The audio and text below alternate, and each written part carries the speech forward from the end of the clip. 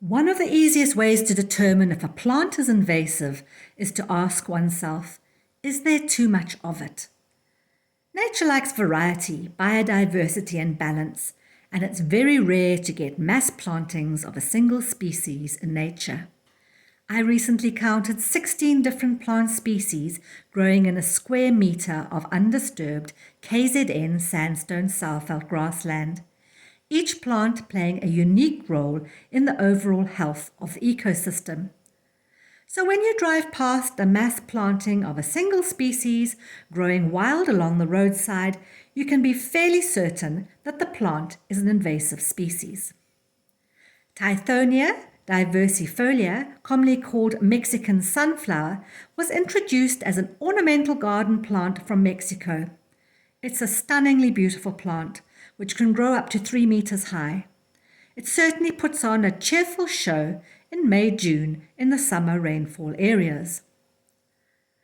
Gardeners are generous people who love nothing more than to share plants with others, and I suspect that many kind gardeners were only too happy to share their Mexican sunflower seedlings with friends and family, not realizing that they were inadvertently sharing invasive weeds which would in time form dense colonies of plants along roadsides, railway embankments, and disturbed land, swamping out indigenous vegetation.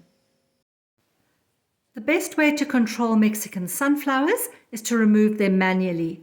The plants make an excellent green manure if they're composted before they set seed. Follow-up clearances will be necessary because the seeds remain viable for a period of time in the soil. There's no denying that Mexican sunflowers are beautiful plants, but we have indigenous plants which are equally, if not more beautiful, growing in our grasslands. Plants which attract and sustain a multitude of insects and bird species. There are close on 20 different Berkheya species growing in KZN. Some are low-growing, others are tall. They flower at different times of year, and some species are prickly, whereas others aren't. One thing they have in common is that they're all beautiful and they flower prolifically. And I'm going to leave links in the description section of this video to individual Berkheya species as they become available. The real irony is that we often remove beneficial indigenous plants which support wildlife, thinking that they are weeds, whereas we fail to remove harmful invasive plants. Berkheya by Pinninata fida is a case in point. Seen by many as a weed, it is in fact the host species for the painted lady butterfly. In conclusion, it's best not to judge purely on the basis of good looks. A beautiful plant can be hugely problematic, and a weedy little plant can in fact be a hero.